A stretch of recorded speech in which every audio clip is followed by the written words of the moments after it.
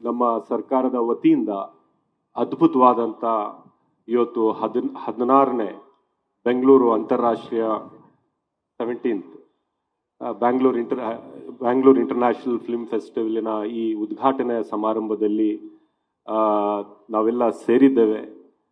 Cinema ಈ ನಮ್ಮ ಸಮಾಜದ ಒಂದು ಭಾಗ. ಸಿನಿಮಾವನ್ನು ಬಿಟ್ಟು ನಮ್ಮ ಸಮಾಜ ಇಲ್ಲ. ಪ್ರತಿಯೊಂದು ವಿಷಯದಲ್ಲೂ ಸಿನಿಮಾವಿನ ಕಾಂಟ್ರಿಬ್ಯೂಷನ್ ಕೊಡುಗೆ ತುಂಬ ಇರ್ತಕ್ಕಂಥದ್ದು ನಿಮ್ಮೆಲ್ಲರಿಗೂ ಗೊತ್ತಿರ್ತಕ್ಕಂಥ ವಿಷಯ. ಸಾಮಾನ್ಯ ಜನರು ಕೂಡ ತಮ್ಮ ಜೀವನದಲ್ಲಿ ಸಿನಿಮಾ ಮುಖಾಂತರ ತಮ್ಮ ಜೀವನವನ್ನು ಸುಲಭವಾಗಿ ನಡ್ಸ್ಕೊಂಡು ಹೋಗಿರ್ತಕ್ಕಂಥ ಒಂದು ಮಾರ್ಗವನ್ನು ಹುಡುಕ್ತಾರೆ. ಎಷ್ಟೇ ಕಷ್ಟದಲ್ಲಿ ತಮ್ಮ ಜೀವನ ನಡೀತಾ ಇದ್ರೂ ಸಹ ಸಿನಿಮಾವನ್ನು 3 ಗಂಟೆ ನೋಡಿದ್ರೆ ಅವ್ರ ಕಷ್ಟಗಳನ್ನು ಮರೆತು ಅವ್ರ ಜೀವನವನ್ನು ನಡೆಸ್ತಕ್ಕಂಥ ಒಂದು ವಿಧಾನ ಸಿನಿಮಾ. ಮತ್ತೆ it is one of the most powerful expression of human emotions ಅಂತ ನಾನು ಹೇಳಕ್ಕೆ ಬಯಸ್ತಾ ಇದ್ದೀನಿ. ಅಂತ ಒಂದು ವೇದಿಕೆ ಬಹುಶಃ ಜನರನ್ನು ಒಗ್ಗೂಡಿಸ್ತಕ್ಕಂಥ ಒಂದು ವೇದಿಕೆ ಆಗಿರ್ತಕ್ಕಂಥದ್ದು ಹಿಂದೆನೂ ಕೂಡ ನೋಡಿದ್ದೇವೆ, ಇವತ್ತು ಕೂಡ ಆಗ್ತಾ ಇದೆ, ಮುಂದೆ ಕೂಡ ನಾವು ಅದೇ ಆಶಾವಾದಿ ಆಗಿದ್ದೇವೆ. ಸಿನಿಮಾ ಮುಖಾಂತರ ಒಬ್ಬ ಮನುಷ್ಯತ್ವವನ್ನು ಮತ್ತೆ ಮನುಷ್ಯರನ್ನು ಒಗ್ಗೂಡಿಸ್ತಕ್ಕಂಥ ಒಂದು ವೇದಿಕೆ ಸಿನಿಮಾ ಆಗಬೇಕು.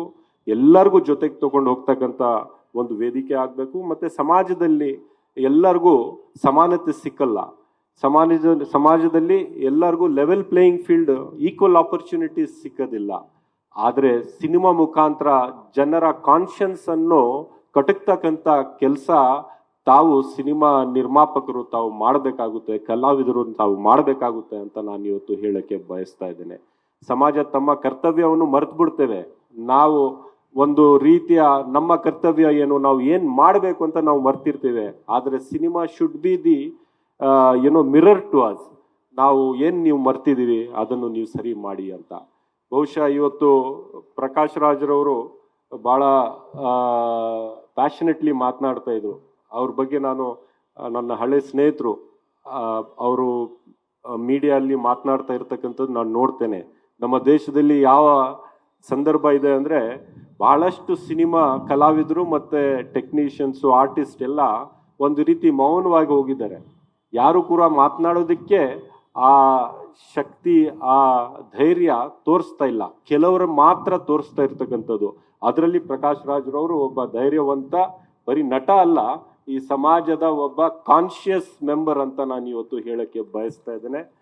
ತಾವು ಪ್ಯಾಲೆಸ್ತೀನಿಯನ್ ಸಿನಿಮಾ ಬಗ್ಗೆನೂ ಇವತ್ತು ಹೇಳಿದಿರಿ. ಬಟ್ ನಾನು ಒಂದು ಮಾತು ಹೇಳ್ತೇನೆ ಪ್ರಕಾಶ್ ರಾಜ್ರವರೇ, ಇಡೀ ದೇಶದಲ್ಲಿ ಅಂತ ರಾಜಕೀಯದ ವಿರುದ್ಧ ಕೆಲವು ರಾಜಕೀಯ ನಾಯಕರು ಧೈರ್ಯದಿಂದ ಎದ್ದು ನಿಂತ್ಕೊಂಡು ಮಾತನಾಡ್ತಾ ಇದಾರಲ್ಲ, ಅದರಲ್ಲಿ ನಮ್ಮ ಮುಖ್ಯಮಂತ್ರಿಗಳಾದಂಥ ಸಿದ್ದರಾಮಯ್ಯನವರು ಒಬ್ರು.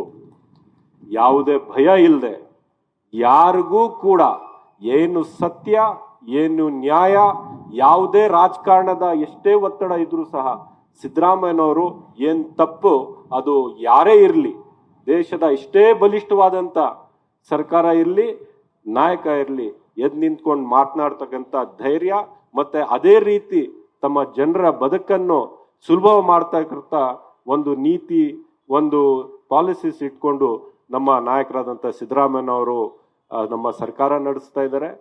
ಅವರ ಸರ್ಕಾರದಲ್ಲಿ ಯಾವುದೇ ರೀತಿಯ ಒತ್ತಡದಿಂದ ನಾವು ಕೆಲಸ ಮಾಡೋದಿಲ್ಲ.